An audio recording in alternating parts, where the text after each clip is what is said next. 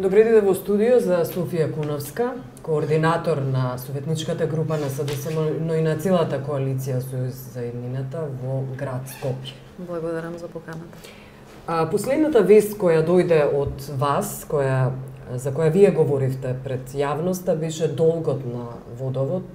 Станува збор за огромни суми, долг од страна од министерства, од страна на јавни фирми. Вас ви го дадоа списокот, но без суми. Подоцна вие дојдовте до сумите. Да, целата оваа состојба беше предизвикана од една изјава пред неколку недели на директорот на јавното предпријатие Водовод и канализација, кој што апелираше до граѓаните на град Скопје да бидат поревностни во своите плаќања на фактурираните сметки за вода, бидејќи истото предпријатие се наоѓа во алармантна состојба. На таквата вест, која што ја имавме од медиумите, ние решивме да побараме информација од надлежните, која што како точка ќе биде разгледувана на дневен ред на Советот на град Скопје. Минатата седница, кога точката беше ставена на дневен ред, директорот воопшто не удостои со своето присуство и точката беше одложена за сега, пред 2 дена, кога беше и седницата на Советот. Меѓутоа, наместо него информација даде градоначалникот Гоце Трајановски, кој што во својата информација експлицитно вели, цитирам, дека јавното предпријатие Водовод и канализација не е во никаква алармантна состојба и не станува збор за некаква вонредна, нестабилна финансиска ситуација. Обичните граѓани за 2-3 сметки неплатени добиваат извршители на врата. Да. За разлика од нив, јавните институции кои што должат огромни суми, да речеме, јавната установа Завод и ургентен центар Скопје должи околу 80 милиони денари за вода. Државниот студентски центар околу 36 милиони, казнено-поправната установа Затвор Скопје 10,5 милиони, Министерството за одбрана скоро 9 милиони, понатаму јавното сообраќајно предпријатие, чиј основач е град Скопје, 6 милиона денара, Министерството за внатрешни работи 4,5 милиони денара. Дали ваквата состојба во јавните институции се толерира заради тоа што е раководена од кадри од ВМРО, ДПМН и ДУИ?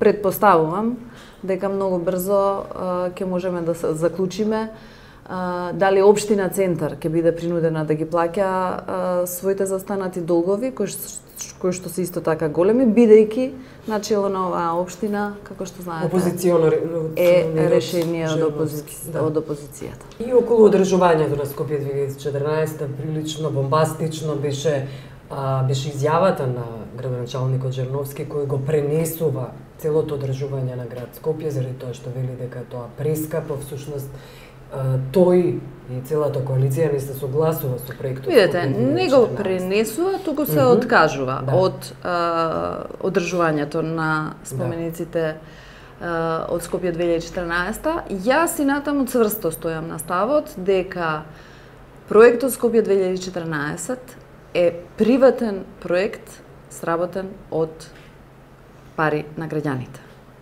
Како таков, за мене е сосем логично новоизбраниот градоначалник да се откаже од неговото одржување. Меѓутоа, исто така е неприфатливо заради желбите на поединци кои што решија да влезат во овој проект, кој што и натаму го сметам за фашисоиден, за непотребен, за проект кој што го нарушува угледот на Република Македонија, за проект кој во еден дел ги комплицира односите со нашите соседи, за проект кој што е производ на еден болен тоталитарен ум. Сметам дека никој друг не би требало да се нафати да го одржува, заради тоа што граѓаните на Сарај, на Шуто Оризари, на Чаир, на Бутел, на Добро, на сите општини во Скопје не беа прашани дали имаат позитивен став околу тоа да бидат одржувани спомениците дали да се изградат и да бидат одржувани спомениците од нивни средства. Значи, како таков, овој проект е приватен проект, за жал изграден од пари на граѓаните. Единствено е логично неговото одржување да си го плаќа кој што го нарача. Нова имаше, односно колешката моја Сашка Цветковска објави сторија, афера Дрисла, за тендерот на Дрисла. Според документите кои ги имаме, станува збор за фирма Амбиенте, која и покрај тоа што нема искуство во тендери, во работата воопшто или пак референци, го добива овој тендер и покрај тоа што конкурираат реномирани светски фирми. Таа фирма Амбиенте се отвора 3 дена пред отворањето на понудите за тендерот и тука всушност прилично се отвораат и сомнежи. Како во случај Дрисла помина пред советниците? Па добро, ние како советници немавме увид во целокупната постапка, значи ние само донесовме одлука со која одобривме почеток на постапката, понатаму се беше во рацете на некоја комисија. Се разбира од изнесените податоци во јавноста кои што вашава куќа неодамна ги презентираше, се отвора сериозен сомнеж за тоа кој навистина стана концесионер на ова наше јавно предпријатие, граѓаните самите се свесни дека ова е предпријатие кое што е од витална важност за квалитетот на животната средина во која што живеат граѓаните на Скопје.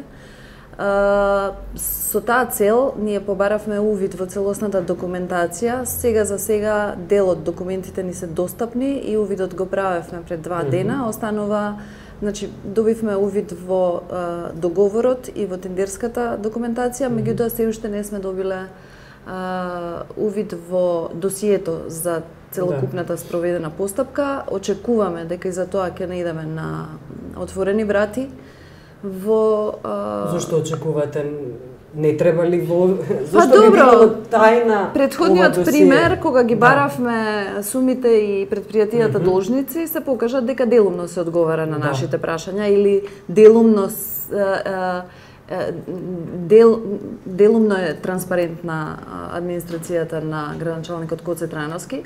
И јас би сакала во оваа прилика да потсетам дека ние, иако со деловникот ние да речеме загарантирано дека за 10 дена ќе добиеме одговор, ние веќе 3 пати поставуваме прашања,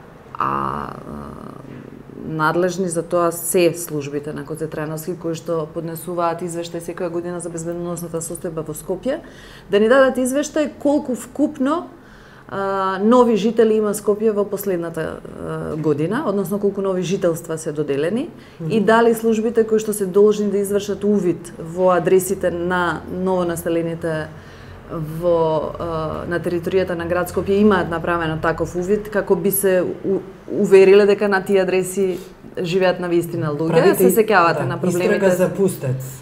Па сега не е тоа истрага, тоа е барање информација. Ние не сме истражнен орган, меѓутоа сме избрани од граѓаните кои што И кој е одговорот? Нема одговор. А за сега немаме добиена информација колку нови жителства, колку нови граѓани добиле жителство на Скопје во последната година. Околу подземната сообраќајница пред неколку дена имаше последната седница, има прилично дискутабилно финансирање, станува збор за обврзници од сума од 5 милиони евра.